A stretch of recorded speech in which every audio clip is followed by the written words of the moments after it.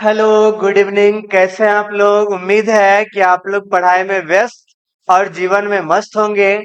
आज के वीडियो में हम लोग पढ़ने वाले हैं विद्युत धारा का जो चुंबकीय प्रभाव चैप्टर है, इससे रिलेटेड जो भी महत्वपूर्ण सब्जेक्टिव क्वेश्चन है, यानी 2 अंकीय प्रश्न जो है, इन सभी को देखने वाले हैं। और इससे पहले जो है आप लोग को इस चैप्टर से रिलेटेड ऑब्जेक्टिव क्वेश्चन बता दिया गया है। आज हम लोग का सब्जेक्टिव क्वेश्चन में जो 2 अंकीय प्रश्न है, इन सभी को हम लोग देखने वाले हैं। चलिए वीडियो का शुरुआत हम लोग करते हैं। तो ये चैप्टर हम लोग का क्या है? विद्युत धारा का चुंबकीय प्रभाव। तो इस चैप्टर से रिलेटेड जो हमारा सबसे पहला क्वेश्चन है, इस क्वेश्चन में पूछा गया है विद्युत धारा के विद्युत धारा के इस चैप्टर में हम लोग से क्या पूछा गया है? विद्युत धारा के चुंबकीय प्रभाव को बताना है।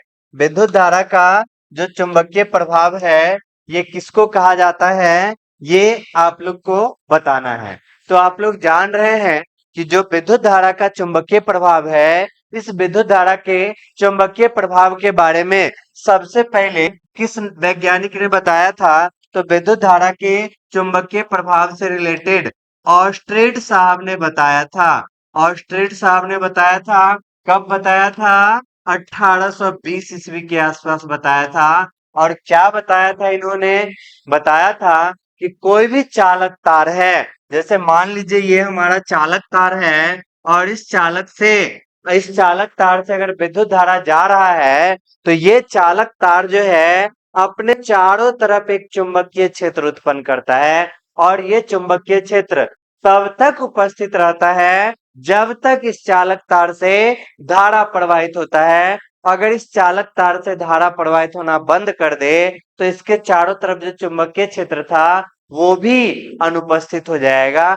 यानी ये जो घटना हुआ कि चालक तार से विद्युत धारा जाने से ये चालक तार अपने चारों तरफ जो चुंबकीय क्षेत्र उत्पन्न कर दिया, यही घटना जो है विद्युत धारा का चुंबकीय प्रभाव कहलाता है। तो यहाँ पे देखिए स्पष्ट रूप से लिखा हुआ है। क्या लिखा हुआ है?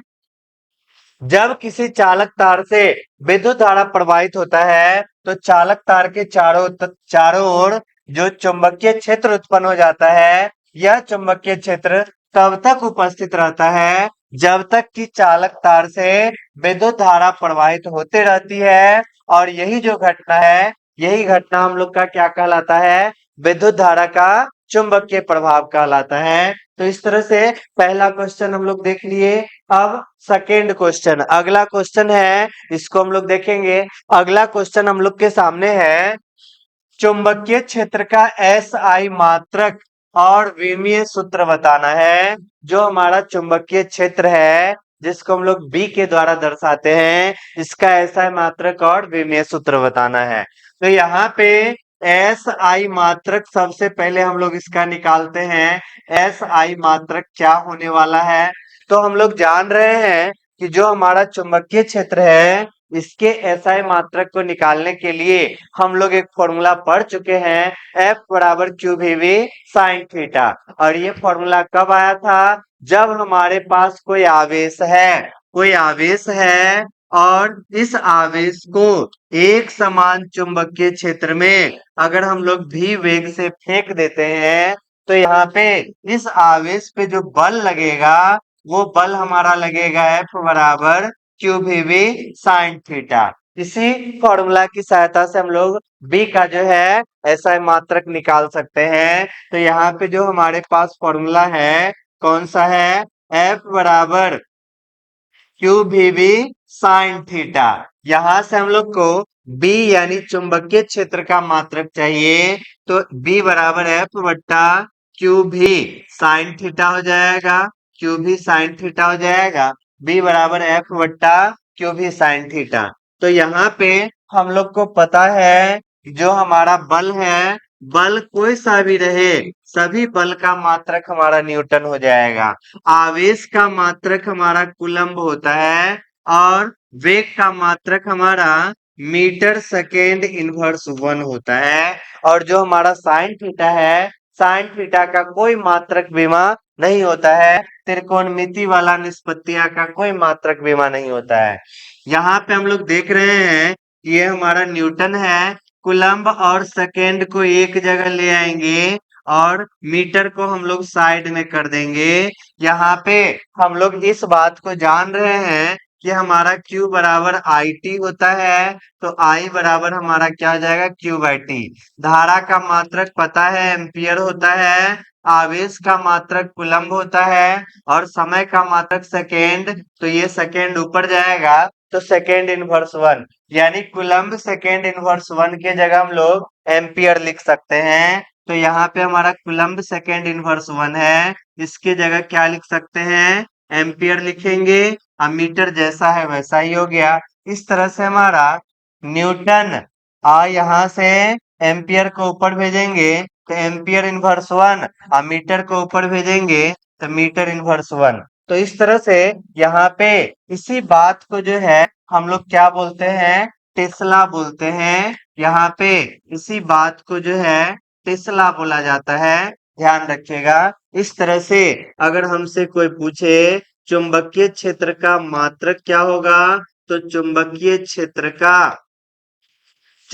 क्षेत्र का एस आई मात्रक जो हो जाएगा ये हमारा टेस्ला हो जाएगा। चुंबकीय क्षेत्र का एसआई मात्रक टेस्ला होता है। इस तरह से हम लोग आसानी से इस बात को बता सकते हैं। एक टेस्ला किसके बराबर है, तो एक newton ampere inverse one metre inverse one. इसी newton ampere inverse one metre inverse one को ही हम लोग एक टेस्ला कहते हैं। तो इस तरह से जो हमारा चुंबकीय क्षेत्र आ गया, इस चुंबकीय क्षेत्र का हमारा एस आई जो मात्रक हो जाएगा वो हमारा क्या हो जाएगा, टेस्ला हो जाएगा। इस बातों को ध्यान रखना है। अब इसके बाद हम लोग को क्या निकालना है, चुंबकीय क्षेत्र का जो है विमीय सूत्र निकालना है। तो विमीय सूत्र भी हम लोग आसानी से निकाल सकते हैं। विमीय सूत्र के लिए भी यही फॉर्मूला का प्रयोग करना है। तो यहाँ पे देखिए क्या निकालना है, विमीय सूत्र निकालना है। तो विमीय सूत्र निकालते हैं। यहाँ पे हम लोग को निकालना है विमीय सूत्र निकालना है। विमीय सूत्र निकालना है तो विमीय सूत्र के लिए भी यही फॉर्मूला। यहाँ से हमारा b बराबर क्या हो जाएगा, एफ बट्टे में क्यू भी साइन थीटा है, क्यू भी साइन थीटा है।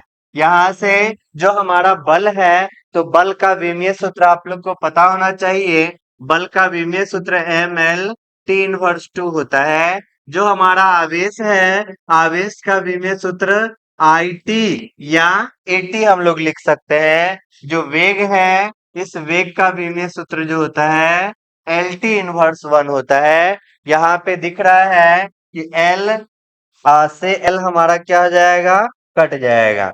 एल के साथ हमारा एल क्या हो जाएगा, कट जाएगा। यहाँ पे जो हमारा एल है इसको हम लोग काट देंगे। एल के साथ एल हमारा कट गया। इसके बाद हमारा बचा क्या, इसके बाद हमारा जो है दिख रहा है ये टी हमारा है, यहाँ टी इनवर्स वन है, तो ये दोनों भी हमारा कट गया। यहाँ पे हमारा देखिए बच क्या गया, एक तो हमारा एम बच गया। यहाँ पे हमारे पास टी है, टी इनवर्स टू हो गया। आई हमारा ऊपर चला जाएगा तो आई इनवर्स वन हो जाएगा। इस तरह से चुंबकीय क्षेत्र का विमीय सूत्र बोला जाए तो यहाँ पे हम लोग लिख सकते हैं चुंबकीय क्षेत्र का विमीय सूत्र। चुंबकीय क्षेत्र का विमीय सूत्र, तो विमीय सूत्र इसका क्या हो जाएगा, M T inverse two I inverse one होता है। चुंबकीय क्षेत्र का विमीय सूत्र हमारा क्या हो जाएगा, M T inverse two I inverse one हो जाएगा। इस तरह से सेकेंड क्वेश्चन को भी हम लोग कंप्लीट कर लिए। अब हमारे पास तीसरा नंबर क्वेश्चन है। तीसरा नंबर क्वेश्चन में क्या कहा जा रहा है, इस चीज को ध्यान से देखिए। जो हमारा तीसरा नंबर क्वेश्चन है, एक टेस्ला किसे कहते हैं। अभी हम लोग पढ़े हैं जो चुंबकीय क्षेत्र है, इसी चुंबकीय क्षेत्र का मात्रक क्या होता है, टेस्ला होता है। एक टेस्ला कहते किसको है, तो यहाँ पे देखिए हम लोग को एक टेस्ला लाने के लिए किस फॉर्मूला का प्रयोग करना पड़ा? तो F बराबर Q V B sine theta, इसी फॉर्मूला का प्रयोग करना पड़ा। यहाँ से जो B था, ये B बराबर हमारा हो गया F बट्टा में क्यू भी साइन थीटा, F बट्टा में क्यू भी साइन थीटा। यहाँ पे हमारे पास जो फॉर्मूला है, इस फॉर्मूला में अगर हम लोग को B का मान 1 चाहिए, 1 टेस्ला चाहिए, B का मान 1 चाहिए, तो बल के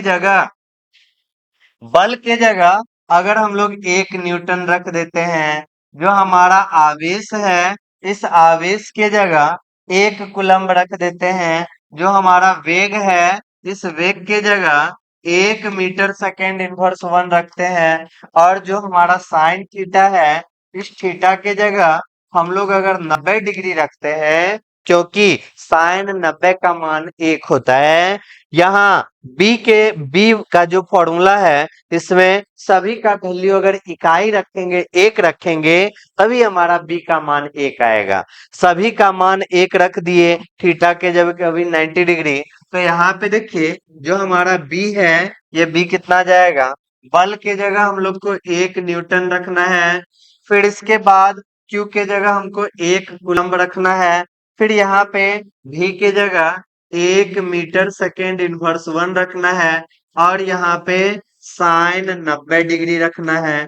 इन सभी बातों को अगर रखेंगे तो 1 में 1 से भाग लगा या 1 को 1 से गुना करो, बात हमारा सेम ही आता है।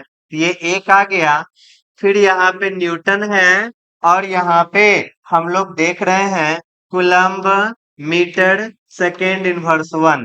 तो यहाँ से 1 न्यूटन हो गया, फिर यहाँ पे कूलम्ब सेकेंड इनवर्स 1, यहाँ पे सारा चीज को हम लोग देखे थे इससे पहले कि कूलम्ब सेकेंड इनवर्स 1 को एम्पियर बोल दिया गया, मीटर है तो मीटर आ गया। फिर यहाँ पे हमको 1 न्यूटन है और एम्पियर ऊपर चला गया, और मीटर इनवर्स 1 हमारा ऊपर गया, मीटर चला गया ऊपर, तो मीटर इनवर्स 1। और इसी बात को हम लोग क्या कहते थे? 1 टेस्ला कहते थे। यानी 1 टेस्ला लाने के लिए बल कितना हुआ? 1 न्यूटन, आवेश कितना लेना पड़ा? 1 कूलम्ब, और वेग हमारा 1 मीटर प्रति सेकेंड हो गया। साइन थीटा जो है, ये हमारा थीटा के जगह 90 डिग्री। तो जाके हमारा चुंबकीय क्षेत्र कितना निकल के आया? 1 टेस्ला निकल के आया। तो यही चीज यहाँ पे परिभाषा में है। यदि 1 कूलम्ब आवेश को चुंबकीय क्षेत्र के लंबवत 90 डिग्री मतलब लंबवत दिशा, यदि 1 कूलम्ब आवेश को चुंबकीय क्षेत्र के लंबवत दिशा में कितना वेग से फेंकना है? 1 मीटर प्रति सेकेंड के वेग से अगर फेंक दिया जाता है, तो आवेशित कण पर लगने वाला जो चुंबकीय बल होगा, ये हमारा क्या होना चाहिए? 1 न्यूटन होना चाहिए। लगने वाला जो चुंबकीय बल है 1 न्यूटन होना चाहिए। तो जो हमारा चुंबकीय क्षेत्र का प्रबलता होगा, जो हमारा बी का वैल्यू निकलेगा, वो कितना निकलेगा? 1 टेस्ला निकलेगा। इस तरह से हम लोग 1 टेस्ला को परिभाषित कर दिए। एग्जाम में जो है कोई भी वैज्ञानिक के नाम पे जो मात्रक आता है, उसका परिभाषा भी पूछ दिया जाता है। तो इस चीज को आप लोग को ध्यान रखना है कि 1 टेस्ला क्या होगा। अगला प्रश्न है, लॉरेंज बल किसे कहते हैं? यहाँ पे हमारा लॉरेंज बल किसे कहते हैं? तो इस बल को समझने के लिए सबसे पहले आप लोग को ध्यान रखना है कि अगर हमारे पास कोई विद्युत क्षेत्र है, तो विद्युत क्षेत्र में अगर कोई आवेशित कण है, तो इस पर लगने वाला जो बल होता है, वो हमारा F बराबर QE। विद्युत क्षेत्र में आवेशित कण पे लगने वाला बल का फॉर्मूला आप लोग को पता होना चाहिए, F बराबर QE होता है।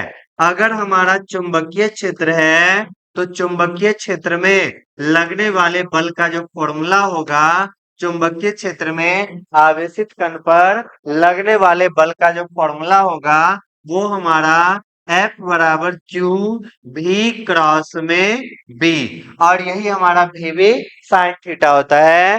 विद्युत क्षेत्र के लिए F बराबर QE और चुंबकीय क्षेत्र के लिए F बराबर Q into V cross B होता है। ये चीज ध्यान रखना है। तो जो हमारा लॉरेंज बल होगा, उस लॉरेंज बल में विद्युत क्षेत्र और चुंबकीय क्षेत्र दोनों सम्मिलित होगा, दोनों सम्मिलित होगा। यानी विद्युत क्षेत्र और चुंबकीय क्षेत्र दोनों के सम्मिलित प्रभाव से आवेशित कण जो गति कर रहा है, तो उस पर लगने वाला जो बल होगा वही बल हमारा लॉरेंज बल होगा। यहाँ पे स्पष्ट दिया, जब कोई आवेश विद्युत क्षेत्र और चुंबकीय क्षेत्र के सम्मिलित प्रभाव से क्षेत्र में गति करता है, तब जाके आवेश पर लगने वाला जो परिणामी बल होता है, वही बल हमारा क्या कहलाता है? लॉरेंज बल कहलाता है, जिसमें विद्युत क्षेत्र और चुंबकीय क्षेत्र दोनों होना चाहिए। तो यहाँ पे दोनों के सम्मिलित प्रभाव से जो बल लगेगा, विद्युत क्षेत्र और चुंबकीय क्षेत्र दोनों के सम्मिलित प्रभाव से जो बल हमारा लगेगा, वो विद्युत क्षेत्र के कारण लगने वाला बल प्लस चुंबकीय क्षेत्र के कारण लगने वाला बल, दोनों के बलों का योग हो जाएगा। तो यहाँ से जो हमारा बल हो जाएगा, दोनों में Q दिख रहा है, Q लिख दिए। यहाँ पे हमारा विद्युत क्षेत्र है, प्लस में यहाँ से हमारा V क्रॉस B हो जाएगा। यानी यहाँ पे जो हमारा बल निकल के आया, विद्युत क्षेत्र और चुंबकीय क्षेत्र के सम्मिलित प्रभाव से जो बल निकल के आया, तो इसी बल को हम लोग लॉरेंज बल कहते हैं। लॉरेंज फोर्स विद्युत क्षेत्र और चुंबकीय क्षेत्र के सम्मिलित प्रभाव से जो बल काम करता है, यही बल हमारा क्या कहलाता है? लॉरेंज बल कहलाता है। इस चीज को आप लोग को ध्यान रखना है। ये हमारा ध्यान रखेंगे।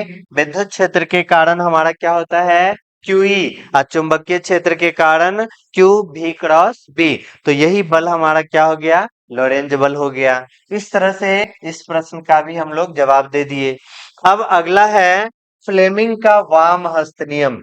जो अगला प्रश्न हम लोग का है, इसमें है फ्लेमिंग के वाम हस्त नियम को लिखना है। फ्लेमिंग का वाम हस्त नियम जो है, ये फ्लेमिंग का वाम हस्त नियम तो चालक तार पर लगने वाला जो धारावाही चालक तार है, इस धारावाही चालक तार पर लगने वाले चुंबकीय बल की दिशा, धारावाही चालक तार पर लगने वाले चुंबकीय बल की दिशा ज्ञात करने के लिए ही फ्लेमिंग साहब जो नियम दिए थे, यही नियम जो है फ्लेमिंग का वाम हस्त नियम। वाम हस्त नियम यानी बायां हाथ। बायां हाथ आप लोग जान रहे हैं कि एक हमारा दायां हाथ होता है, दूसरा हमारा बायां हाथ होता है। तो फ्लेमिंग का ये हमारा वाम हस्त नियम है। धारावाही चालक तार पर लगने वाला बल का दिशा हम लोग को पता करने के लिए ये वाम हस्त नियम जो है दिया गया था। तो यहाँ पर वाम हस्त नियम होता क्या है, इस चीज को ध्यान रखना है। तो वाम हस्त नियम में बायां हाथ के तीन उंगली, ये हमारा अंगूठा हो गया, ये हमारा तर्जनी हो गया, और ये हमारा मध्यमा हो गया। टोटल हमारे पास 3 उंगली है। तो इस तीनों को 90 डिग्री पर फैलाना है। 90 डिग्री पर फैलाना है। जो हमारा अंगूठा होगा, ये हमारा चुंबकीय क्षेत्र के दिशा को दर्शाएगा। सॉरी, ये जो अंगूठा होगा, ये हमारा चुंबकीय बल के दिशा को दर्शाएगा, बल के दिशा को। ये जो हमारा तर्जनी है, ये चुंबकीय क्षेत्र के दिशा को दर्शाएगा, और ये जो हमारा मध्यमा है, ये विद्युत धारा के दिशा को दर्शाएगा। याद रखना आसान है, पहला दूसरा तीसरा, पहला दूसरा तीसरा, टोटल हमारा 3 उंगली है। तो इस चीज को हम लोग फादर बोलेंगे, ये हमारा मदर हो जाएगा, ये हमारा चाइल्ड हो जाएगा। FMC फादर मदर चाइल्ड, ध्यान रखना है। FMC father mother child. Father यानी F फोर्स को दर्शा दिया, मदर यानी मैग्नेटिक फील्ड को दर्शा दिया, और चाइल्ड हमारा करंट को दर्शा दिया। सी से हमारा करंट। यानी यहाँ पे इस तरह से आप लोग को ध्यान रखना है। F जो है, ये हमारा फोर्स को दर्शाया। इसके बाद M जो है, ये हमारा magnetic field, magnetic magnetic field को दर्शा दिया। इसके बाद सी जो है ये हमारा करंट को दर्शाएगा, करंट को दर्शाएगा। इस तरह से एफएमसी ध्यान रखना है। अंगूठा, अंगूठा किस दिशा को? चुंबकीय बल के दिशा को। ये हमारा चुंबकीय क्षेत्र के दिशा को, ये हमारा करंट के दिशा को। तो फ्लेमिंग साहब क्या बताए थे कि जैसे मान लीजिए हमारे पास कोई चुंबक है, ये हमारा नॉर्थ डायरेक्शन है, ये हमारा साउथ है, यहाँ पे चुंबक है। तो ये चुंबक है तो निश्चित रूप से चुंबकीय बल रेखा होगा, चुंबकीय बल रेखा होगा। इस चुंबकीय बल रेखा में हम लोग क्या करेंगे, किसी धारावाही चालक तार को रख देंगे। किसी धारावाही चालक तार को रख दिए, मान लीजिए ये हमारा धारावाही चालक तार है। इस धारावाही चालक तार को यहाँ पे रख दिए। धारावाही चालक तार मतलब जिससे हमारा विद्युत धारा जा रहा है। धारावाही चालक तार यानी जिस तार से विद्युत धारा जा रहा है। अब इस चालक तार से विद्युत धारा जा रहा है। अब इस चालक तार से विद्युत धारा जा गया तो इस चालक तार पर बल किधर लगा, चुंबकीय बल किधर लगा, इसी की दिशा को दर्शाने के लिए फ्लेमिंग अपना वाम हस्त नियम दिए। यहाँ पे बाएं हाथ में 3 उंगली है, force, magnetic field, current.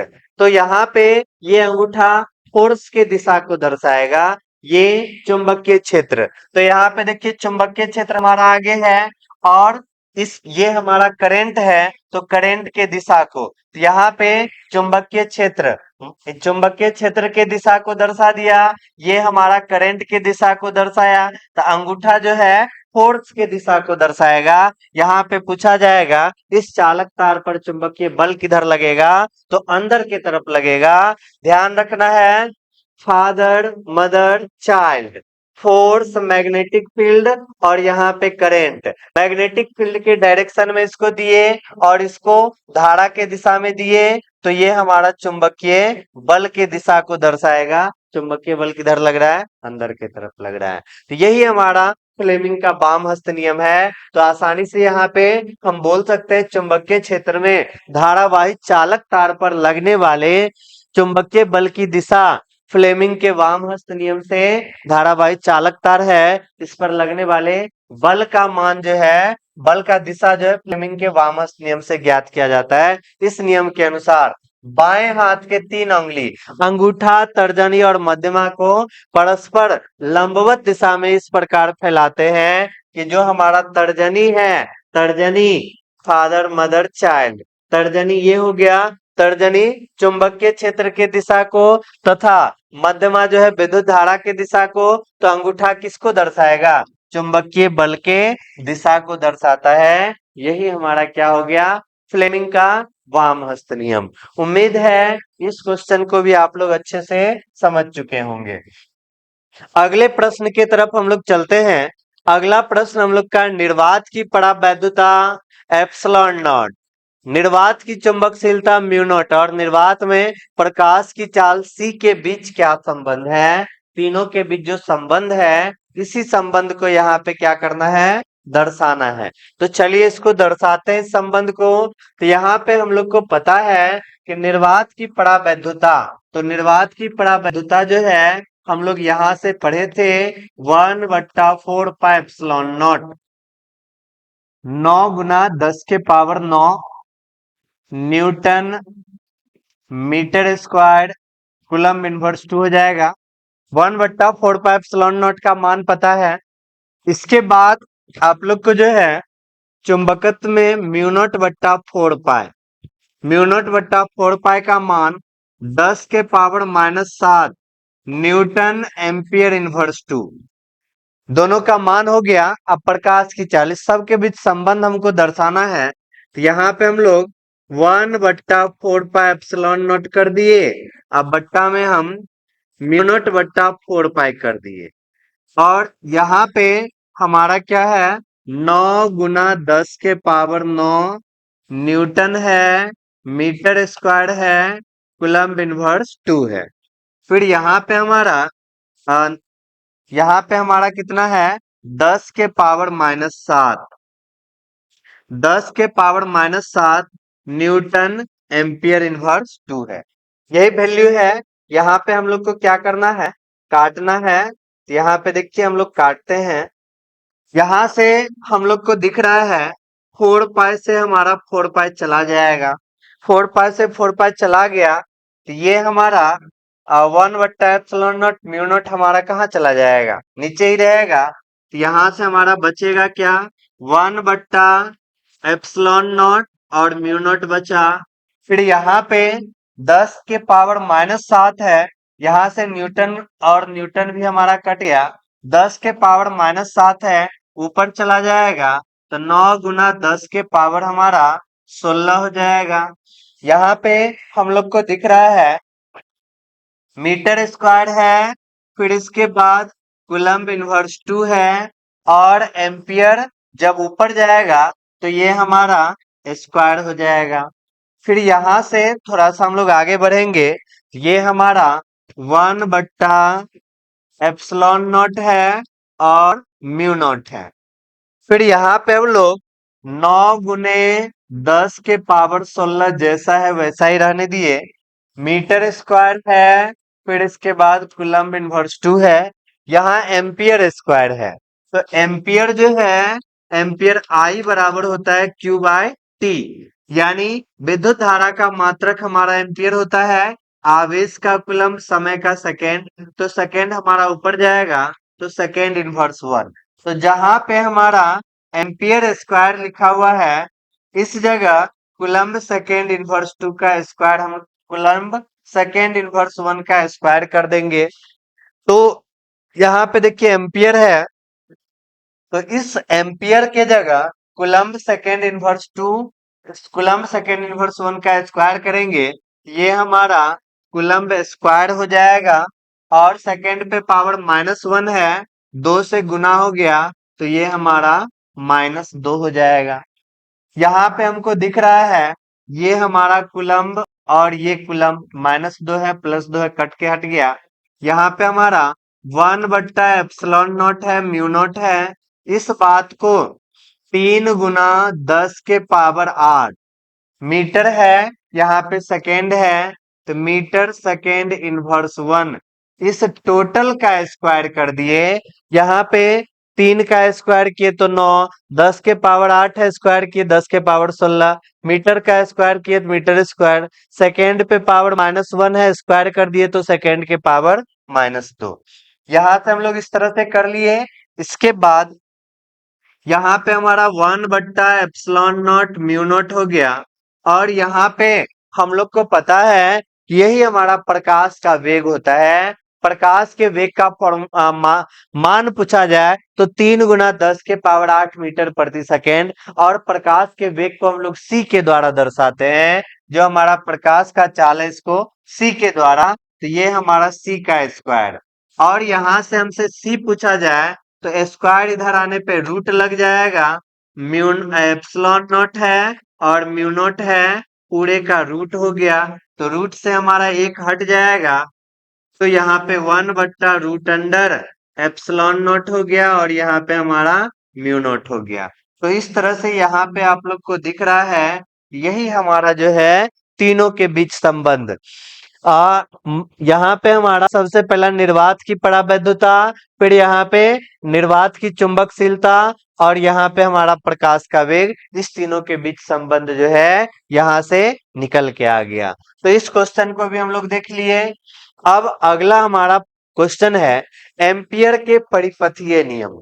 Ampere का परिपथीय नियम जो है किसी बंद वक्र के लिए, तो बंद वक्र से होकर गुजरने वाला, अब बंद वक्र पर जो चुंबकीय क्षेत्र है, इस चुंबकीय क्षेत्र का रैखिक समाकलन उस बंद वक्र से गुजरने वाले कुल विद्युत धारा का म्यू नॉट गुना होता है। तो अगर हमारे पास कोई बंद वक्र है, इस बंद वक्र से, बंद वक्र पर जो चुंबकीय क्षेत्र होता है, चुंबकीय क्षेत्र को B से दर्शाते हैं, तो इसका रैखिक समाकलन जो हो जाएगा, ये हमारा समाकलन का चिन्ह है। और बंद वक्र के लिए कर रहे हैं तो समाकलन के चिन्ह में यहाँ पे अगर हम लोग गोला लगा देते हैं तो ये बंद सतह के लिए समाकलन हो जाता है। तो इससे गुजरने वाले कुल विद्युत धारा का म्यू नॉट गुना होता है। यानी कुल विद्युत धारा जो आई नेट है इसका म्यू नॉट गुना होता है। सिंपल में पूछा जाए इसका जो है 2 अंकीय प्रश्न में, तो यहाँ पे भाषा लिखने के साथ फॉर्मूला लिख देंगे। इसको पूछा जाए कैसे ये आ जाता है, तो ये आप लोग को जो है क्लास में साबित किया भी गया है। तो ये फॉर्मूला कैसे आता है साबित किया गया है। यहाँ पे सिर्फ हमको परिपथीय नियम पूछा जाए तो नियम लिखने के साथ साथ यहाँ पे इस नियम से जो फॉर्मूला आता है इसको भी लिखना रहता है। अगले प्रश्न की तरफ हम लोग चलते हैं। जो हमारा अगला प्रश्न है, दो समांतर धारावाही चालक तारों के बीच लगने वाले बल यानी कौन बल, चुंबकीय बल का व्यंजक प्राप्त करना है। तो यहाँ पे हमारे पास धारावाही चालक तार है। धारावाही चालक तार मतलब जिस तार से विद्युत धारा का प्रवाह होता है वही हमारा धारावाही चालक तार हो जाएगा। तो हमारे पास धारावाही चालक तार है, ये पहला चालक तार हो गया। फिर इसके बाद दूसरा चालक तार है, दोनों धारावाही चालक तार है और ये हमारा एक दूसरे के क्या है, समांतर है। समांतर धारावाही चालक तार है, दोनों एक दूसरे के समांतर है। पहला वाला से हमारा कितना धारा जा रहा है, तो यहाँ से हमारा I1 धारा जा रहा है और दूसरा से हमारा I2 धारा जा रहा है। यहाँ पे जो हमारा चालक तार है, इस चालक तार के बीच का जो दूरी है, ये दूरी हम लोग जो है d ले लेते हैं। यहाँ पे आप लोग ध्यान रखिए, समांतर धारावाही चालक तार है, हमें सभी जगह इसका दूरी क्या है, एक जैसा है। यानी यहाँ पर दूरी इसका जो हम लोग d मान लेते हैं और यहाँ पे जो चालक तार है, इस चालक तार का नाम रख देते हैं mn हो गया और इस तार का नाम हम लोग RS रख देते हैं। यहाँ पे हमारे पास समांतर धारावाही चालक तार है। इस धारावाही चालक तार के कारण जो है लगने वाला बल का व्यंजक निकालना है।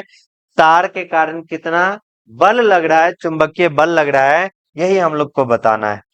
यहाँ पे हमारा जो तार mn है, तार mn, तो यहाँ पे हम लोग लिखेंगे तार mn के कारण, तार mn के कारण तार RS पर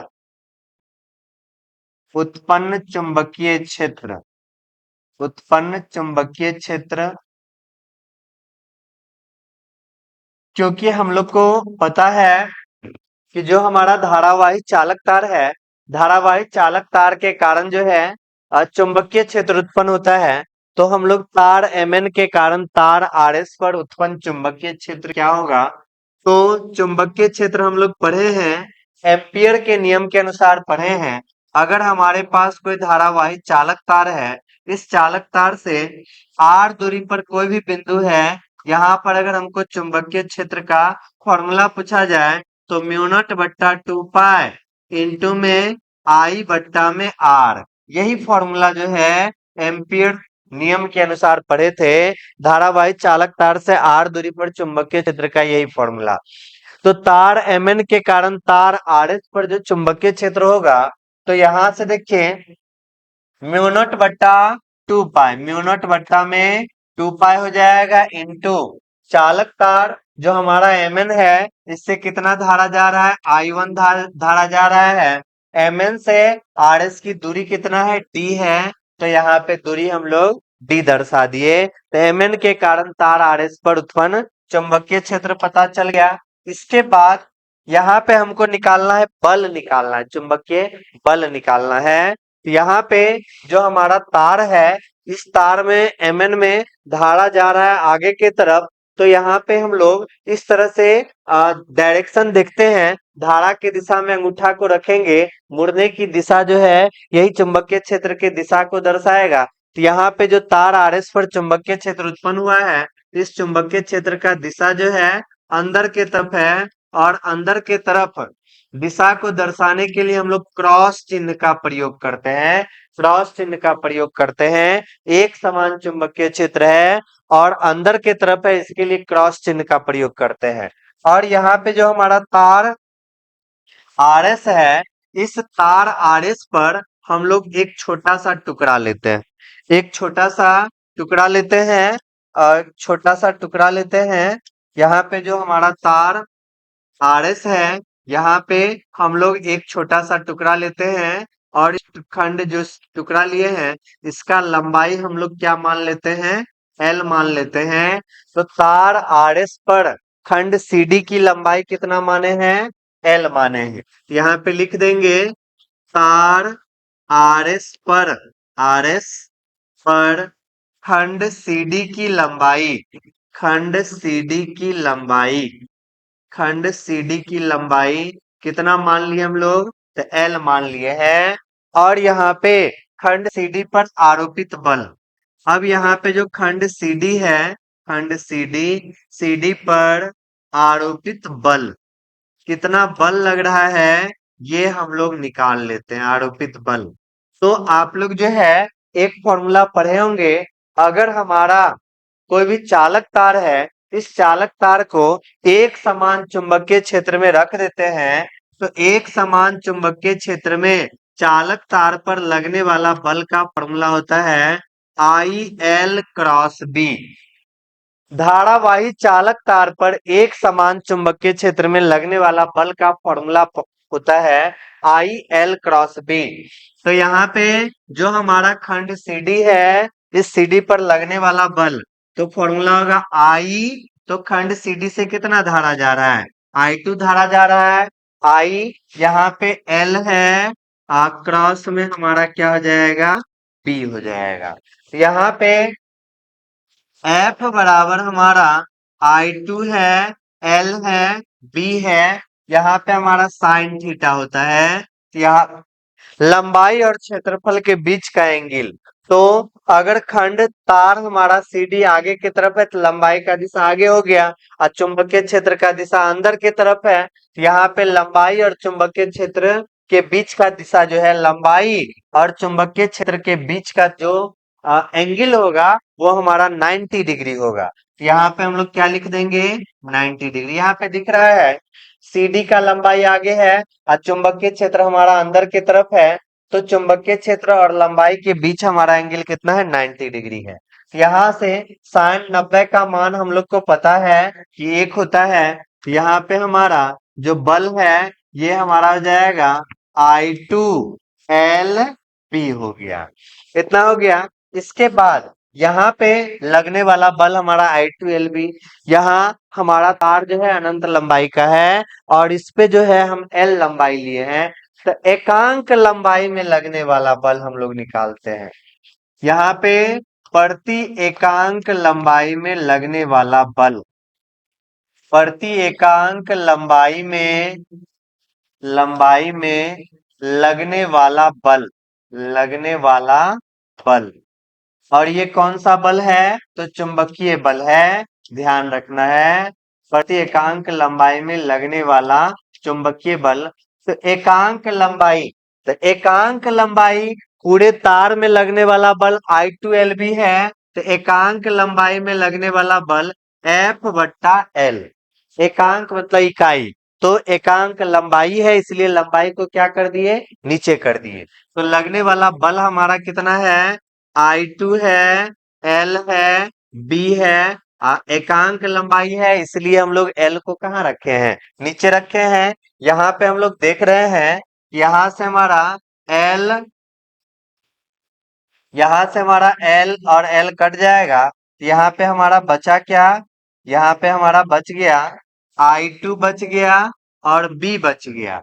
तो B देखो कितना आया है, तो B आया है म्यू नॉट बट्टा 2 पाई I1 बट्टा D, तो B का मान है म्यू नॉट बट्टा 2 पाई इंटू में है I1 बट्टा D। यहाँ पे हमारा क्या आ जाएगा फॉर्मूला, म्यू नॉट बट्टा 2 पाई इंटू में I1 है, इस I2 को इधर ले आए, बट्टा में D हो गया।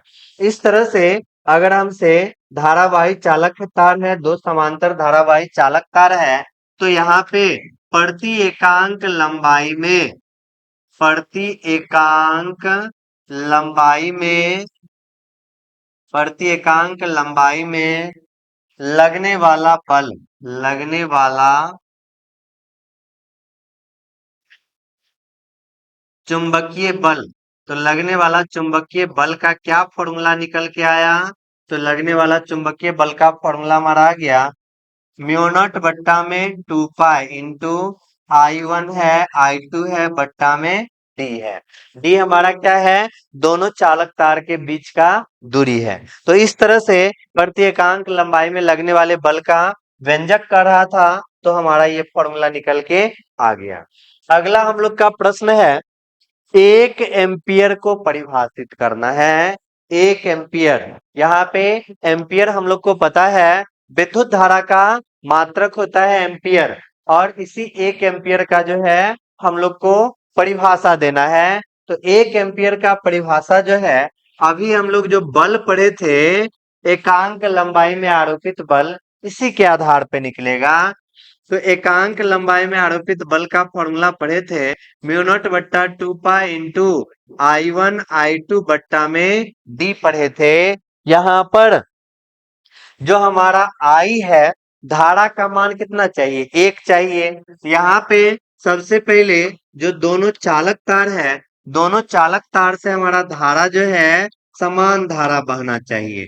I1 और I2 जो है ये हमारा क्या होना चाहिए? समान होना चाहिए, समान होना चाहिए। समान धारा बहेगा तो यहाँ पर I1 और I2 दोनों क्या होना चाहिए? I होना चाहिए। इसी के आधार पे हम लोग जो है यहाँ पे 1 एम्पियर का परिभाषा करेंगे। यहाँ पे हमारे पास दो चालक तार है, पहला में भी I धारा, दूसरा में भी I धारा, और दोनों के बीच का दूरी हमारा कितना है? D है। तो यहाँ पे लगने वाले बल का क्या फॉर्मूला होगा? म्यू नॉट बट्टा में 2 पाई हो जाएगा इंटू में पहला धारा, और फिर यहाँ पे इंटू में दूसरा धारा, और बट्टा में क्या हो जाएगा? डी हो जाएगा। जैसे भी यहाँ पे कर दिए तो यहाँ से हम लोग को दिख रहा है हमारा फॉर्मूला क्या जाएगा? एफ बराबर म्यू नॉट बट्टा में 2 पाई इंटू में I स्क्वायर बट्टा में डी, क्योंकि दोनों चालक तार से समान धारा जा रहा है। अब यहाँ पे जो हमारा डी है, इस डी के जगह हमको 1 मीटर रखना है, यानी दोनों चालक तार को हम लोग को 1 मीटर की दूरी पर रखना है, और दोनों चालक तार के बीच जो लगने वाला बल होगा 2 × 10⁻⁷ न्यूटन अगर होता है, तब जाके जो हमारा धारा होगा वो हमारा 1 एम्पियर निकलेगा। यहाँ से देखिए, यहाँ से हमको क्या करा? I स्क्वायर, यहाँ जो हमारा फॉर्मूला है इसमें I स्क्वायर को साइड कर दिए, बाद बाकी सबको इधर भेज देते हैं। बाद बाकी सबको भेज दिए, बल हो गया, फिर गुना में 2 पाई हो गया, डी हमारा नीचे है तो ऊपर चला गया, फिर यहाँ पे बट्टा में हमारा क्या आ जाएगा? म्यू नॉट आ जाएगा। तो इस सभी वैल्यू को इसमें रखना है। तो जो हमारा I स्क्वायर है, तो बल के जगह कितना रखना है? 2 × 10⁻⁷ न्यूटन रखना है। फिर 2 पाई का वैल्यू हमारा 2 पाई हो गया, डी हमारा 1 मीटर है, 1 रख दिए। यहाँ पे म्यू नॉट का मान हम लोग को पता है 4 पाई × 10⁻⁷। म्यू नॉट का वैल्यू हम लोग को पहले से पता है 4 पाई × 10⁻⁷ होता है। यहाँ देखिए कटेगा क्या? 2 पाई से हमारा 2 बार में, फिर यहाँ पे 10⁻⁷, 10⁻⁷ कट गया, फिर ये 2 हमारा इस 2 से कट जाएगा, सारा चीज कट गया, तो हमारा बचा क्या? 1 बचा है। तो 1 बचा है तो I स्क्वायर बराबर हमारा कितना हो गया? 1 हो गया। तो I बराबर हो जाएगा √1, तो रूट से 1 बाहर निकलेगा तो हमारा 1 हो जाएगा, और यही हमारा एम्पियर हो गया। इस तरह से 1 एम्पियर धारा लेने के लिए हम लोग को दो समांतर धारावाही चालक तार लेना पड़ा, दोनों चालक तार से हमको समान धारा भेजना पड़ा, और दोनों चालक तार को 1 मीटर की दूरी पर रखना पड़ा, और लगने वाला बल 2 × 10⁻⁷ न्यूटन रहा। तब जाके हमारा I का मान कितना आया? 1 एम्पियर आया। तो इस तरह से 1 एम्पियर को हम लोग परिभाषित कर सकते हैं। 1 एम्पियर हमारा जो 1 एम्पियर है, ये वह विद्युत धारा है जिससे 1 मीटर की दूरी पर, यहाँ जो तार है कितना मीटर, 1 मीटर की दूरी पर रखे दो समांतर तारों में प्रवाहित करने पर तारों के बीच प्रति एकांक लंबाई पर, क्योंकि ये फॉर्मूला किसका था, प्रति एकांक लंबाई पर आरोपित बल का था, प्रति एकांक लंबाई पर बल कितना, 2 × 10⁻⁷ न्यूटन का बल उत्पन्न हो, तब जाकर जो हमारा धारा है वो क्या कहलाता है, 1 एम्पियर कहलाता है। इस तरह से हम लोग 1 एम्पियर को परिभाषित कर सकते हैं। अगला प्रश्न हम लोग देखते हैं। अगला हम लोग का प्रश्न है, चुंबकीय क्षेत्र रेखाओं द्वारा यह प्रदर्शित करे कि परिनालिका अस्थायी चुंबक की तरह व्यवहार करता है। यानी चुंबकीय बल रेखा खींचकर हमको दिखाना है कि जैसा चुंबकीय बल रेखा अस्थायी चुंबक के लिए होता है, वैसा ही चुंबकीय बल रेखा परिनालिका के लिए होता है। अगर दोनों के लिए चुंबकीय बल रेखा समान हो गया तो हम लोग समझेंगे कि यहाँ पे दोनों जो है एक अस्थायी चुंबक की तरह व्यवहार करता है। तो परिनालिका में हम लोग पढ़े थे कि परिनालिका जो होता है बेलन के आकार का होता है, जिसके ऊपर बहुत सारा विद्युत रोधी तार जो है लपेट कर बनाया जाता है। और यहाँ पर जो हम लोग परिनालिका पढ़े थे, यहाँ पे इसके कारण जो चुंबकीय क्षेत्र रेखा जो उत्पन्न हुआ था, चुंबकीय क्षेत्र रेखा जो उत्पन्न हुआ था, कुछ इस तरह से हमारा चुंबकीय क्षेत्र रेखा उत्पन्न हुआ था। चुंबकीय क्षेत्र रेखा जो है यहाँ पे हमारा कुछ इस तरह से उत्पन्न हुआ था। परिनालिका में हम लोग देख लिए थे। अब इसके बाद हम लोग को क्या देखना है, अस्थाई चुंबक में। अस्थाई चुंबक हमारा है अस्थाई चुंबक। तो चुंबक में हम लोग को पता है दो गो ध्रुव, एगो साउथ होता है, दूसरा हमारा नॉर्थ होता है। चुंबक में हमारा दो गो ध्रुव, एगो साउथ और दूसरा नॉर्थ। तो यहाँ पे जो चुंबकीय बल रेखा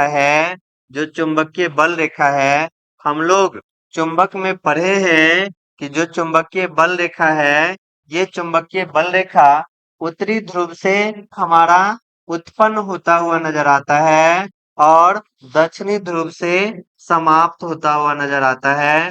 इस तरह से यहाँ पे एक हमारा परिनालिका है, दूसरा हमारा क्या है, अस्थाई चुंबक है। ये हमारा परिनालिका हो गया। परिनालिका बेलन के आकार का होता है। यहाँ पे एक बेलन है। अभी यहाँ पे हम सिर्फ तार दर्शाए हैं, इसके कारण चुंबकीय बल रेखा नजर आया है। परिनालिका हो गया। यहाँ पे हमारा क्या है, ये हमारा अस्थाई चुंबक है। अस्थाई चुंबक है। यहाँ पे हम लोग को क्वेश्चन में यही कहा गया है, चुंबकीय क्षेत्र रेखाओं द्वारा यह प्रदर्शित करे कि परिनालिका अस्थाई चुंबक की तरह व्यवहार करता है। यहाँ पे अस्थाई चुंबक के द्वारा जो हम चुंबकीय बल रेखा खींचे हैं और परिनालिका के कारण चुंबकीय बल रेखा खींचे हैं, दोनों के कारण चुंबकीय बल रेखा एक समान है, जिस कारण से हम लोग बोल सकते हैं कि परिनालिका जो है अस्थाई चुंबक की तरह व्यवहार करता है। चुंबकीय बल रेखा खींचने से ये हमारा स्पष्ट हो गया। अब अगला प्रश्न है, अगला प्रश्न हम लोग का सामने है। अगला प्रश्न में बोला जा रहा है, धारावाही परिनालिका का व्यवहार चुंबक जैसे होता है, ये हमको समझाना है। और ये बात जो समझाना है, अब चुंबकीय बल रेखा नहीं खींचना है। बिना चुंबकीय बल रेखा खींचे हुए हम लोग को बताना है कि धारावाही परिनालिका का व्यवहार किसके जैसा होता है, चुंबक के जैसा होता है। तो परिनालिका पढ़े हैं, किसके आकार का होता है, तो बेलन के आकार का होता है, जिसके ऊपर विद्युत रोधी चालक तार लपेट कर बनाया जाता है।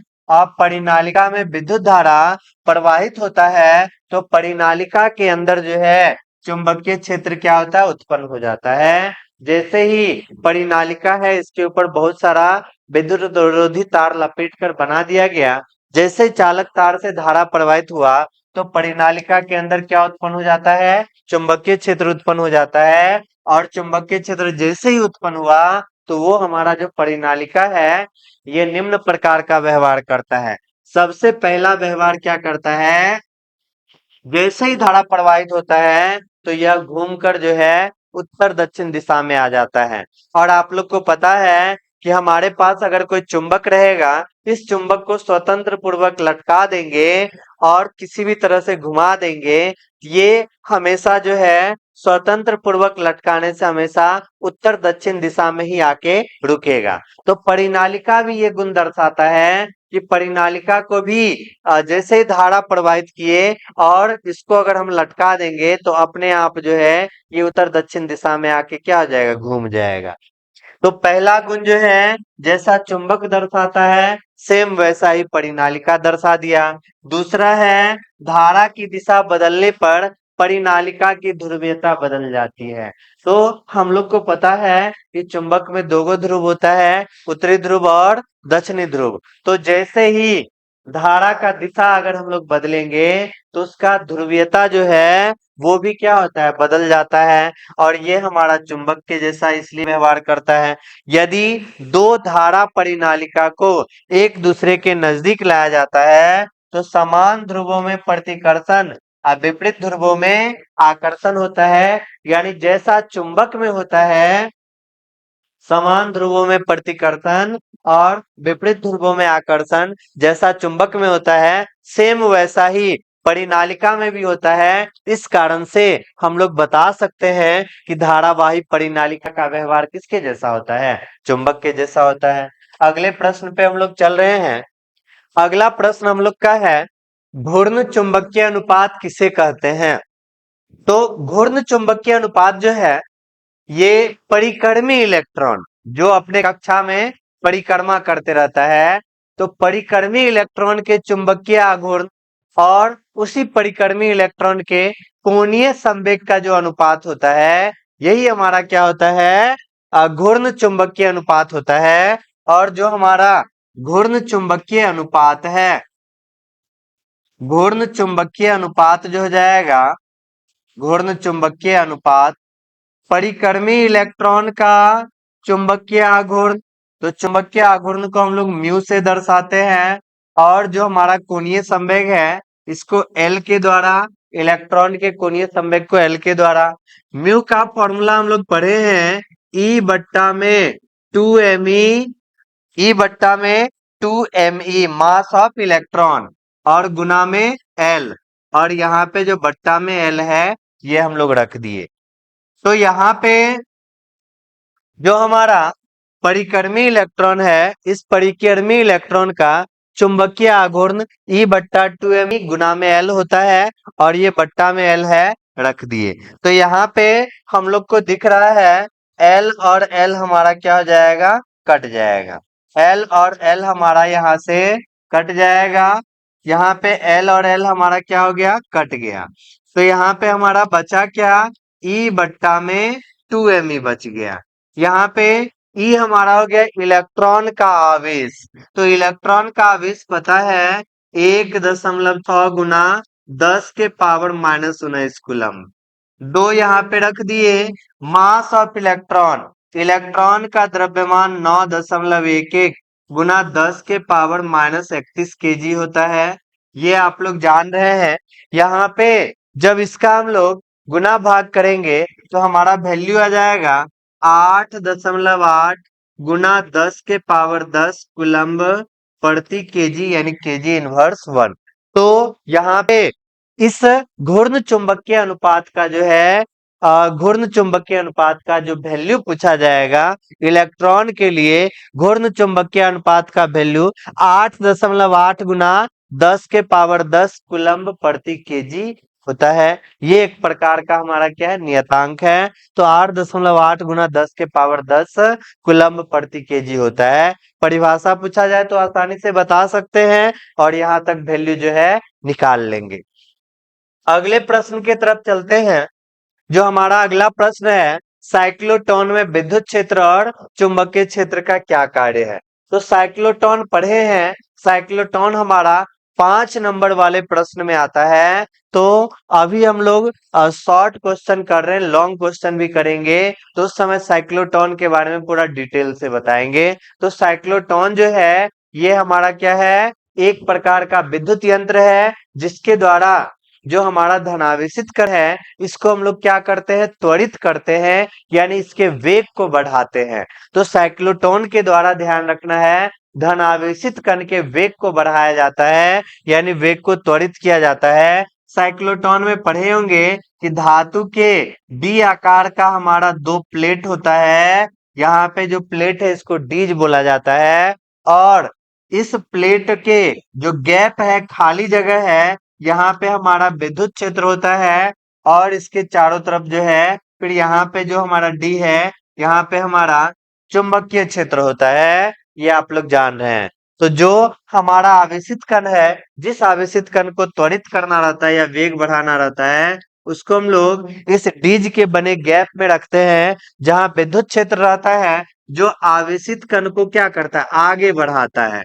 आवेशित कण को आगे बढ़ाया और आगे बढ़ते ही ये हमारा चुंबकीय क्षेत्र में चला गया, और चुंबकीय क्षेत्र जो है इसको वृत्ताकार पथ पर घुमा देता है। वृत्ताकार पथ पे घुमाता है तो अर्धवृत्त पथ पूरा करने के बाद फिर से ये हमारा विद्युत क्षेत्र में चला जाता है। विद्युत क्षेत्र का काम है इसको आगे बढ़ाना, और जैसे फिर से चुंबकीय क्षेत्र में आया तो इसको वृत्ताकार पथ पर क्या करता है, घुमाता है। जो हम लोग साइक्लोट्रॉन में पढ़े थे, तो यहाँ पे देख रहे हैं कि विद्युत क्षेत्र का क्या काम है, आवेशित कण को आगे बढ़ा देना। चुंबकीय क्षेत्र का क्या काम है, वृत्ताकार पथ पर घुमा देना। तो यहाँ पे यही है, साइक्लोट्रॉन में विद्युत क्षेत्र आवेशित कण की चाल को बढ़ाता है, और चुंबकीय क्षेत्र क्या करता है, आवेशित कण को वृत्ताकार पथ पर घुमाता है। तो अगर क्वेश्चन पूछा जाए विद्युत क्षेत्र का क्या काम, तो आवेशित कण के चाल को बढ़ाना। चुंबकीय क्षेत्र का क्या काम, आवेशित कण को वृत्ताकार पथ पर घुमाना।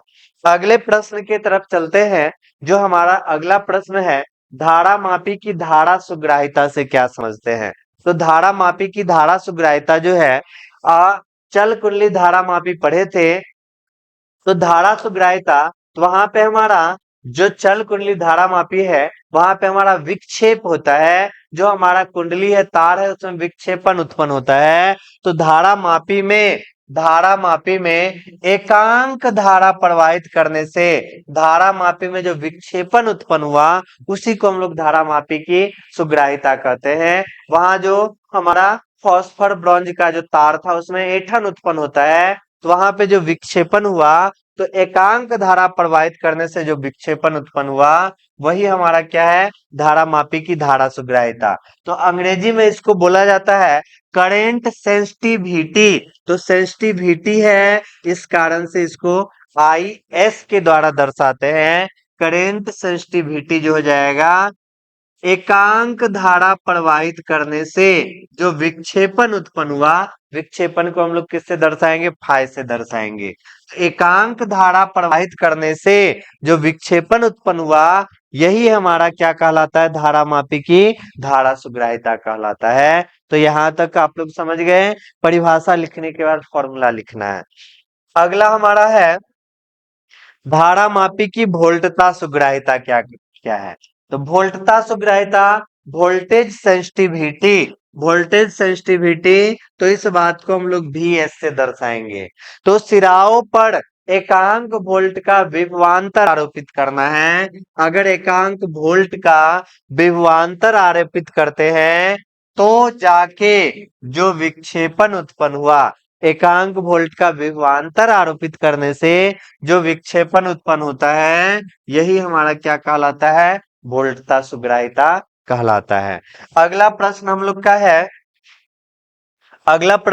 का है आमीटर क्या है। तो आमीटर के बारे में जान रहे हैं कि आमीटर हमारा एक प्रकार का विद्युत यंत्र है, जिसके द्वारा हम लोग विद्युत धारा मापते हैं, विद्युत धारा का परिमाण मापते हैं आमीटर के द्वारा। और ये जो आमीटर है, इस आमीटर को परिपथ में, जो हमारा विद्युत परिपथ है, इस विद्युत परिपथ में श्रेणी क्रम में जोड़ा जाता है। तो जिस परिपथ है तो इसमें श्रेणी क्रम में हम लोग जोड़ देते हैं। तो आमीटर एक विद्युत यंत्र है जिसके द्वारा विद्युत धारा मापा जाता है। आमीटर से अगर विद्युत धारा मापना है, इसके लिए इसको विद्युत परिपथ में किस क्रम में जोड़ा जाता है, तो श्रेणी क्रम में जोड़ा जाता है। तो इसके द्वारा हम लोग विद्युत धारा को मापते हैं। यहाँ पे आमीटर हो गया। अब अगला प्रश्न हम लोग का है धारा मापी यानी गैल्वेनोमीटर का आमीटर में रूपांतरण। जो हमारा गैल्वेनोमीटर है, ध्यान रखिएगा यहाँ पे धारा मापी को जो है डायरेक्ट गैल्वेनोमीटर भी लिखकर दिया जा सकता है। यहाँ पे एग्जाम में जो है धारा मापी के जगह हम लोग को गैल्वेनोमीटर भी लिखा जा सकता है। गैल्वेनोमीटर, इस तरह से गैल्वेनोमीटर भी लिखकर डायरेक्ट जो है क्वेश्चन दिया जा सकता है। गैल्वेनोमीटर का अमीटर में रूपांतरण किस प्रकार करेंगे? तो जो हमारा गैल्वेनोमीटर है, जो हमारे पास गैल्वेनोमीटर है, यहाँ पे ये हमारा गैल्वेनोमीटर है। इस गैल्वेनोमीटर को आमीटर में बदलना है, तो आमीटर में बदलने के लिए एक निम्न प्रतिरोध का जो तार है, इस तार को हम लोग समांतर क्रम में जोड़ेंगे। निम्न प्रतिरोध का जो तार जोड़ते हैं, इसको हम लोग संट बोलते हैं। एग्जाम में डायरेक्ट संट का भी परिभाषा आ जा सकता है, तो संट का भी परिभाषा यहाँ से लिख सकते हैं। गैल्वेनोमीटर को अमीटर में बदलने के लिए एक निम्न प्रतिरोध का तार जो है हम लोग किस क्रम में, समांतर क्रम में जोड़ देंगे, तो ये परिपथ हमारा अमीटर बन जाएगा। यहाँ पे जो हमारा अमीटर है, यहाँ से धारा हमारा कितने जा रहा है, आज आई जा रहा है। जो हमारा गैल्वेनोमीटर है, इस गैल्वेनोमीटर से जाने वाला धारा हम लोग क्या मान लेते हैं, आई जी मान लेते हैं। यहाँ पे देखिए परिपथ में हमारे पास आई धारा जा रहा है, अगर इधर आई जी चला गया तो नीचे हमारा क्या जाएगा, आई माइनस आई जी जाएगा। आगे हमारा आई जी, तो यहाँ पर हम लोग भाषा के रूप में लिख सकते हैं, क्या लिखेंगे, गैल्वेनोमीटर का प्रतिरोध। जो हमारा गैल्वेनोमीटर है, इस गैल्वेनोमीटर का प्रतिरोध, तो जो गैल्वेनोमीटर है इसका प्रतिरोध कितना है, तो बड़ा वाला जी है। गैल्वेनोमीटर का प्रतिरोध जी हो गया। इसके बाद गैल्वेनोमीटर से प्रवाहित धारा, गैल्वेनोमीटर से गैल्वेनोमीटर से प्रवाहित धारा, तो गैल्वेनोमीटर से प्रवाहित धारा कितना है, तो गैल्वेनोमीटर से प्रवाहित धारा जो है ये हमारा आई जी है। इसके बाद जो हमारा संट है, इस संट का प्रतिरोध कितना है, तो संट का प्रतिरोध हम लोग देख रहे हैं कितना हो जाएगा, तो एस हो जाएगा। इसके बाद जो हमारा संट है, तो संट से प्रवाहित धारा, संट से प्रवाहित धारा, तो संट से जाने वाला धारा कितना है, आई माइनस में आई जी है। संट से जाने वाला धारा आई माइनस आई जी। यहाँ पे चलने का नियम हम लोग जान रहे हैं, भी बराबर, इस पॉइंट को हम लोग क्या मान लेते हैं, ए मान लेते हैं, और इस पॉइंट को हम लोग बी मान लेते हैं। तो ए से बी के तरफ हम लोग चलेंगे, तो यहाँ पे भी बराबर आई आर, पढ़े हैं ओम के नियम में, भी बराबर आई आर, यहाँ से भी ए माइनस भी बी जो हो जाएगा आई, गैल्वेनोमीटर से जाने वाला धारा कितना है, आई जी है, और प्रतिरोध कितना है, जी हो गया। फिर इसके बाद अगर हम लोग नीचे वाले रास्ते से जाते हैं, तो यहाँ पर भी ए माइनस भी बी जो हो जाएगा आई आर, तो कितना धारा गया है, आई माइनस आई जी, और आर यानी प्रतिरोध कितना है संट का, तो एस है। यहाँ पे आप लोग को दिख रहा है, क्या दिख रहा है, अगर इस बात को हम लोग दोगो समीकरण मान लेते हैं, दोगो समीकरण मान लेते हैं, तो दोनों हमारा क्या हो जाएगा, बराबर। पहला बात और दूसरा बात, दोगो बात मान लिए, तो यहाँ पे from equation first and second, पहला और दूसरा बात को देख के यहाँ पे पता चल रहा है, एक साइड बराबर मतलब दूसरा साइड भी हमारा बराबर हो जाएगा। यानी आई माइनस आई जी इंटू में क्या है, एस है, बराबर में आई जी इंटू में बड़ा वाला जी। यहाँ से अगर एस के बारे में पूछा जाए, तो आई माइनस आई जी दूसरे साइड जाने पे बट्टा में हो जाएगा, तो ये ऊपर में आई जी है, ये हमारा आई माइनस आई जी क्या हो गया, बट्टा में, इंटू में हमारा क्या है, जी है। इस तरह से यहाँ पे जो हमारा संट है, इस संट का प्रतिरोध कितना निकल के आ गया, आई जी बट्टा में आई माइनस आई जी इंटू में जी। यहाँ पता है आई जी गैल्वेनोमीटर से जाने वाला धारा, आई हमारा परिपथ से जाने वाला धारा, जो हमारा जी है ये गैल्वेनोमीटर का प्रतिरोध हो गया, गैल्वेनोमीटर का प्रतिरोध हो गया। इस तरह से हम लोग धारा मापी का यानी गैल्वेनोमीटर का अमीटर में रूपांतरण करते हैं। अगले प्रश्न की तरफ चलते हैं। जो हमारा अगला प्रश्न है, अगला प्रश्न दिया गया है वोल्ट मीटर क्या है। तो वोल्ट मीटर ध्यान रखना है, वोल्ट मीटर भी हमारा एक प्रकार का विद्युत यंत्र है जिसके द्वारा हम लोग विभव को मापते हैं। धारा मापी से धारा को मापे हैं, सॉरी आमीटर से हम लोग क्या मापे हैं, धारा को मापे हैं। और जो हमारा वोल्ट मीटर है इसके द्वारा हम लोग वोल्टता यानी विभवांतर को मापते हैं।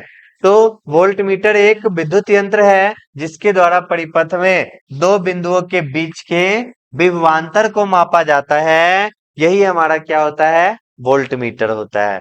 और आमीटर जो था इसको धारा मापने के लिए परिपथ में श्रेणी क्रम में जोड़ा गया। लेकिन गैल्वेनोमीटर को जब आमीटर में बदले थे तो निम्न प्रतिरोध का तार जो था जिसको संट बोले थे वो हमारा समांतर क्रम में आ गया था। जो हमारा वोल्ट मीटर है इसके द्वारा परिपथ में दो बिंदुओं के बीच का विभवांतर मापना है, तो विभवांतर मापने के लिए इसको किस क्रम में जोड़ना पड़ेगा, तो समांतर क्रम में जोड़ना पड़ेगा।